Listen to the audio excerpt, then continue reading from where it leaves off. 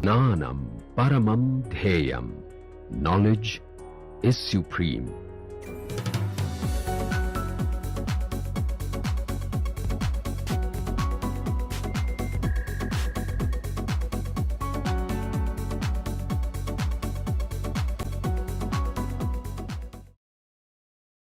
Welcome to this course on Advanced Transition Metal Organometallic Chemistry.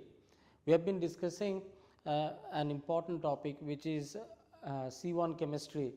It is a topic which deals with the industrial utility of carbon monoxides, particularly from the perspective of its reduction as well as oxidation.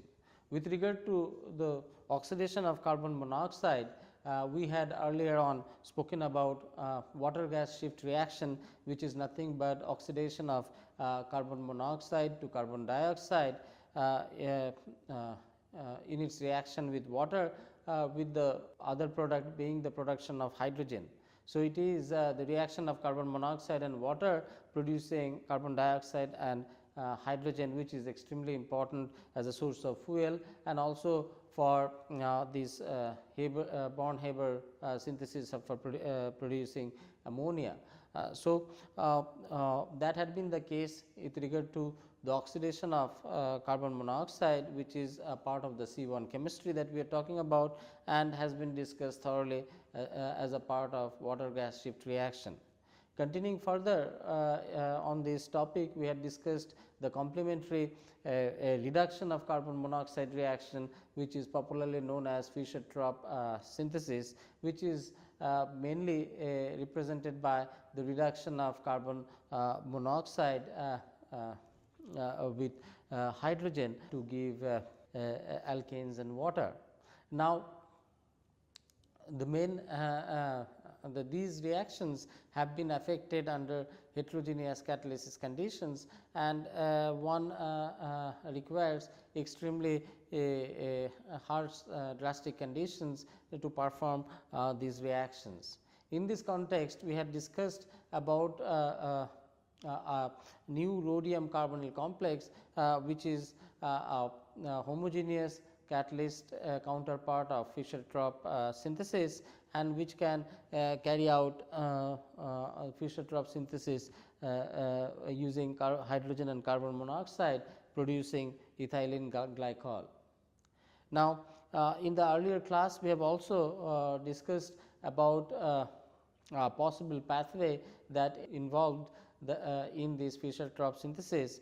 One of the main characteristic of Fischer-Tropsch synthesis is the fact that this is a reaction which represents a reduction of carbon monoxide to alkanes. However, the product selectivity of this Fischer-Tropsch synthesis is extremely low, and as a result, one not only produces alkanes, alkynes, but also one produces alcohols, glycols, ketones, and so on and so forth. So large array of product is produced under Fischer-Tropsch synthesis, which not only simply indicates that Fischer-Tropsch synthesis is produced, a reaction is performed in multiple product pathways. And now, keeping that in mind, we had discussed the mechanistic pathway that govern Fischer-Tropsch synthesis, and here we had seen and this pathway was a combined pathway for heterogeneous catalyst as well as for homogeneous catalyst, and we had seen that the reaction proceeds by activation of carbon monoxide through by coordination to the metal center, followed by reaction with hydrogen into three different pathways, leading to the formation of methanol, methane, and the ketone type compounds. Now, these multiple reaction pathways thus indicates how these different forms, oxygenated alcohols, oxygenated alkanes, or alkanes are produced. Now, the next big question about the pathway for Fischer-Tropsch synthesis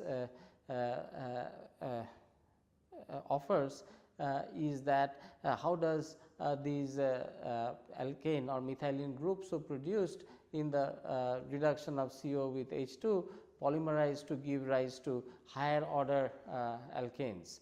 So, this is an interesting question as to not only that hydrocarbons be formed, but then these hydrocarbons are sort of stitched to each other to produce higher order hydrocarbons, and that is crucial, or an insight to that is crucial in proper understanding of the Fischer-Tropsch synthesis. So, then the next layer of mechanism thus points towards understanding how the polymerization of methylene group occurs at the catalyst surface.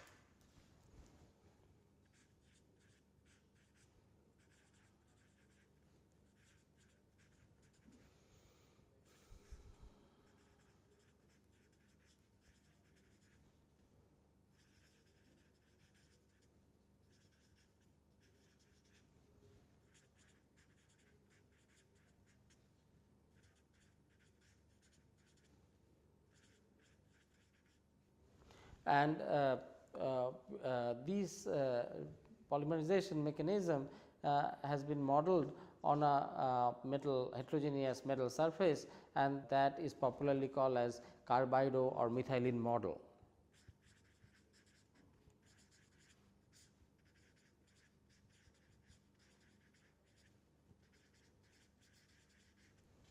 And these also happens by insertion of CO into the existing metal carbonyl bond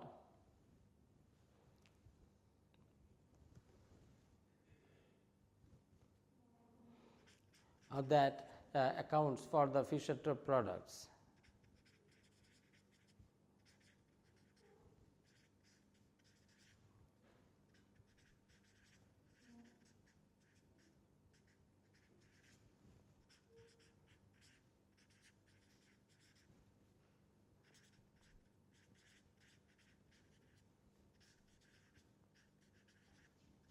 Oxygen containing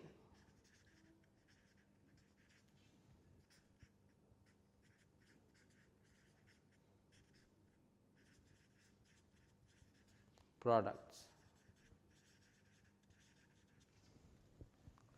And this is illustrated by the following schematic representation, this which will be shown over here. So, let us take a look at this methylene polymerization of methylene at the catalyst surface using this carbido methylene model. So, the reaction starts with CO plus H2, and the metal is given as M, and this is the metal surface. So, CO and H2 binds to the metal,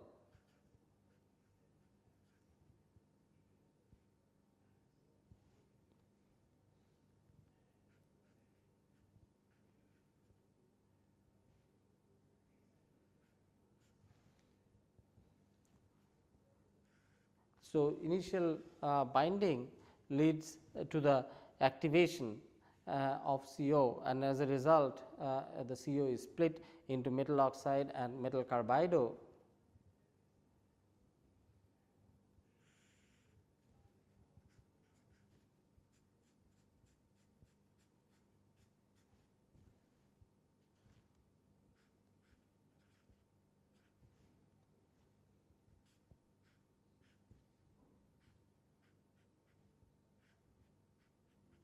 Metal carbido, which then reacts with hydrogen and eliminates water to give the metal methylene compounds, a variety of methyl methylene compounds, which can be written as methyl CH3, methylene CH2, another methylene CH2 and CH. So, that undergo insertion, this methyl into the CH2 group to give this ethyl higher homologs of methylene or methyl. So, ethyl CH2 CH3 is obtained, and similarly insertion of this to this gives this CH2, that with hydrogen results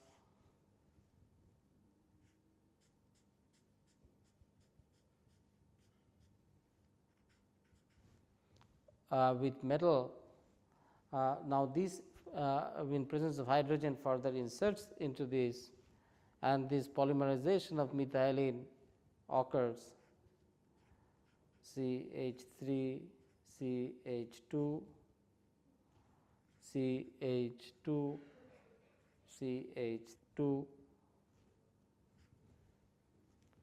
This undergoes beta elimination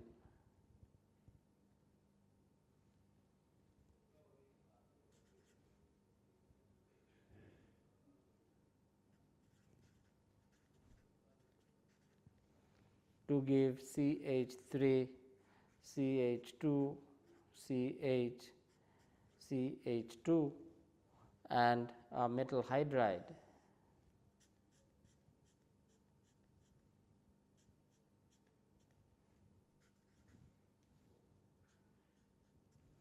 Now, this metal hydride then again undergoes CO and hydrogen insertion, and the reaction just proceeds the way. So, this is a beautiful model which sort of explains the polymerization of the methylene group, and this is a stepwise sequence that occurs first by adsorption of carbon monoxide and dihydrogen on the metal surface, followed by the breakage of the carbon oxygen bond to give metal oxide, metal carbido and metal hydride bond sticking out on the surface. The reaction with hydrogen produces water which is eliminated or which leaves off the surface, along with the generation of methyl, methylene or CH moieties. Now, once they are formed, they undergo insertion to give this resultant higher homologs like ethyl or vinyl moieties, which in presence of hydrogen undergoes further insertion to give butyl moieties, which eventually will beta eliminate, giving an olefin and metal hydride, and then the same sequence continues. So, this is a wonderful model which sort of explains the formation or polymerization of methylene groups at the catalyst surface, and sort of gives a provides a key insight as to how the reduction of carbon monoxide to methane so formed can develop into higher alkanes through the course of this reaction. Now, the first example of these the reduction experimental evidence for the reduction of coordinated carbon monoxide by hydrogen was provided by Barkov in this beautiful example of the zirconium complex. The first experimental evidence for the reduction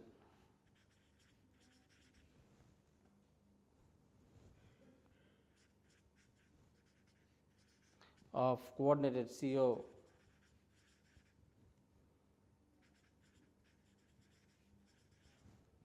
by H2 was observed in this zirconium complex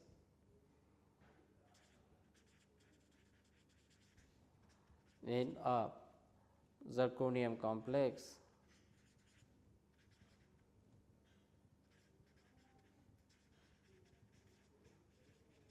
and this is beautifully given by this reaction of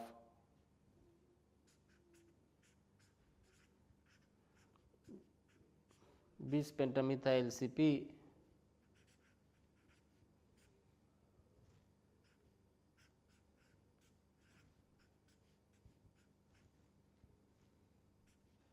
CO under hydrogen and H nu at 1.5 bar pressure 25 degree centigrade produces zirconium hydride and methoxide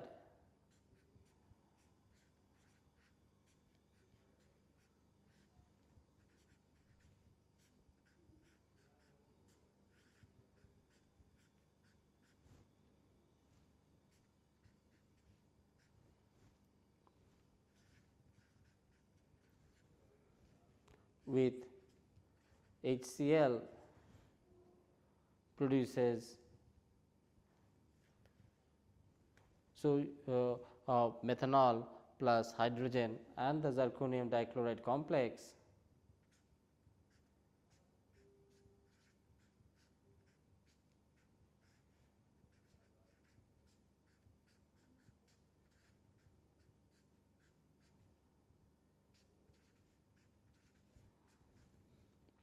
plus methanol plus hydrogen. So, this is a beautiful experiment or experimental demonstration of the reduction of coordinated CO by hydrogen resulting in the formation of zirconium hydride and zirconium methoxide which when treated with HCl gives zirconium dichloride, methanol and hydrogen. So, this as we see that this bear a direct correlation to that of the methylene polymerization reaction model reaction that we had seen in the earlier slide, where we had seen that activation of carbon monoxide does indeed happen by coordination to the metal surface, followed by the reduction of hydrogen leading to the formation of followed by the reduction of hydrogen leading to the formation of methoxide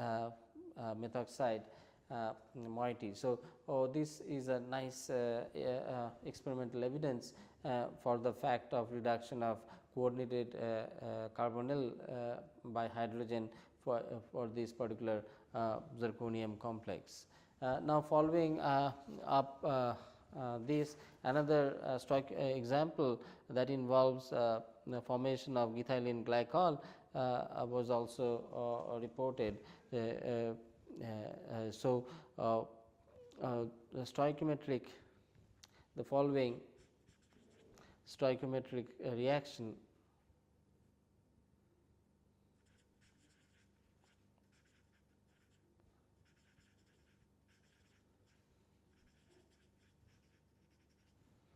serve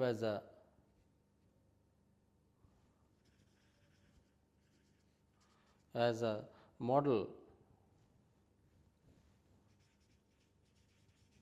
reaction for the formation of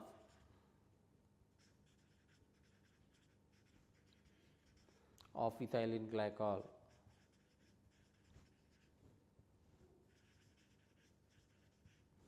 So, this is another interesting example model example for homogeneous catalysis, which serves as a model for the formation of ethylene glycol. So, this again is a bis CP star complex, dihydride complex of zirconium.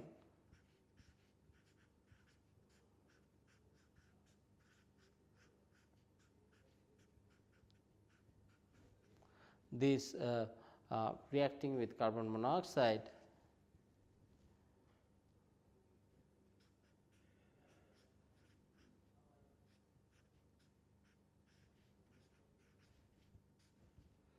giving zirconium dihydride carbonyl complex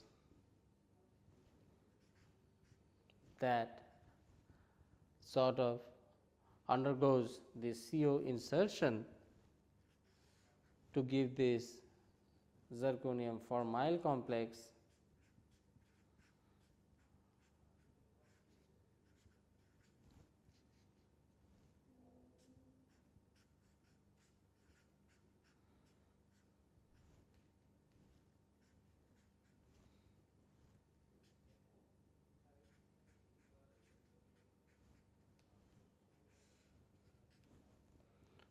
which sort of dimerizes to give the glycol precursor.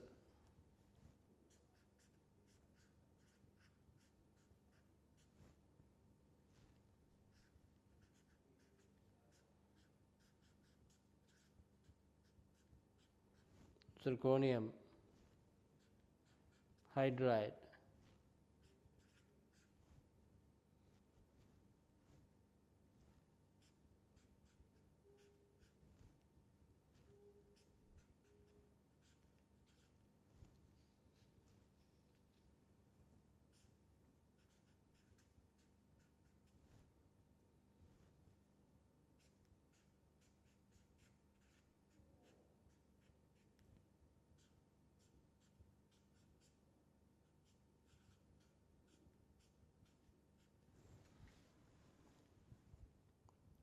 So, this is a nice demonstration of the reaction, that how the glycol can be formed in this course of Fischer-Tropsch synthesis.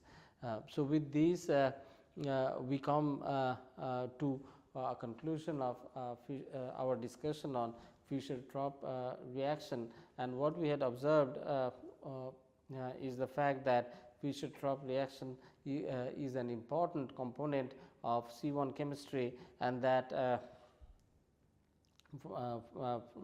that it affects the reduction of carbon monoxide to alkanes. Now, what is important over here, that this reduction of carbon monoxide to alkanes are important not only from the reduction, the ability to reduce the concentration of carbon monoxide, but also being able to productively use that carbon monoxide for producing fuels when alkanes are obtained.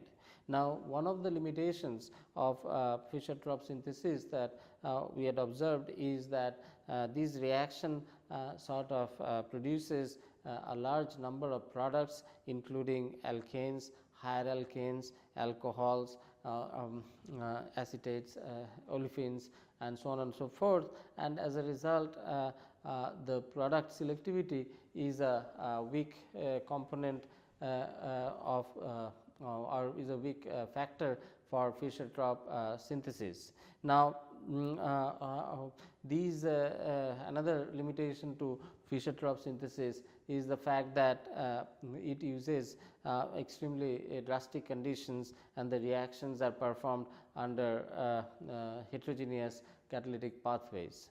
Now, on this front, what has been observed that by improving the catalyst to iron compound, that Fischer-Tropsch synthesis, some selectivity of the mixture of the product could be obtained. However, that is not that quantitative. Now, on moving from the heterogeneous system towards homogeneous system, the first breakthrough in this regard came for a rhodium carbonyl compound, which could exclusively carry out Fischer-Tropsch synthesis to produce ethylene glycol. Now, as far as this particular reaction, which is an true example of application of homogeneous catalysis, this rhodium carbonyl compound being able to produce ethylene glycol in Fischer-Tropsch synthesis, the only limitation for this method was very high temperature and very high pressure was used. It was also noted that at lower pressure for the same reaction, methanol was preferentially obtained as opposed to ethylene glycol, which was obtained at higher pressure. Look at the mechanistic pathway for this Fischer-Tropsch synthesis for homogeneous as well as heterogeneous system involved activation of the carbon monoxide by coordination to the metal center and subsequent reaction with hydrogen through multiple pathways that lead to the formation of alcohols, alkanes and other carbonyl CO inserted compounds. Now, another important key question that remained about the mechanism of Fischer-Tropsch pathway synthesis, which are produced by multiple pathways giving rise to multiple product, and that be the reason behind this low product selectivity. So, the other important question was how was higher homologs of alkanes obtained, and answer to that was given by another carbamethylene model, which sort of explained the phenomenon of obtaining higher homologs of alkane by a polymerization mechanism of the methylene group that occur at the catalyst surface. So, another model which shows the initially shows the formation of carbidomethyl methylene groups on the metal surface, followed by the polymerization of the methylene groups leading to the higher homologs of the alkane, was thus proposed to explain the higher homologs of alkanes that are obtained from Fischer-Tropsch synthesis method. Now, as far as the mechanistic insights and the proposed model are concerned, two main experimental evidence which support the CO reduction of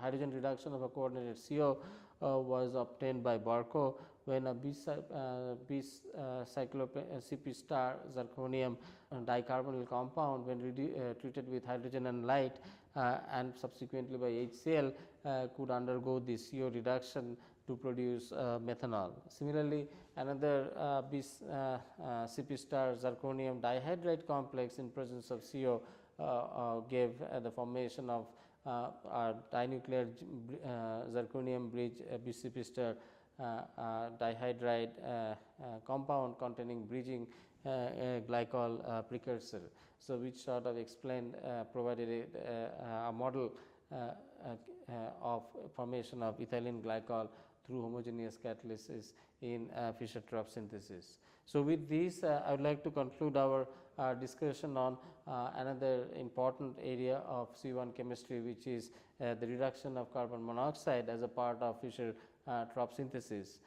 In this we have looked into the mechanism, how Fischer-Tropsch synthesis is affected, and what are the experimental evidence, and what is the state of art in terms of the development of Fischer-Tropsch synthesis. So, I would like to sincerely thank you for patiently listening to this lecture, and we are going to take up another interesting reaction in the next class, which would be on carbonation of alcohols. This also is an important high throughput industrial process based on homogeneous catalysis.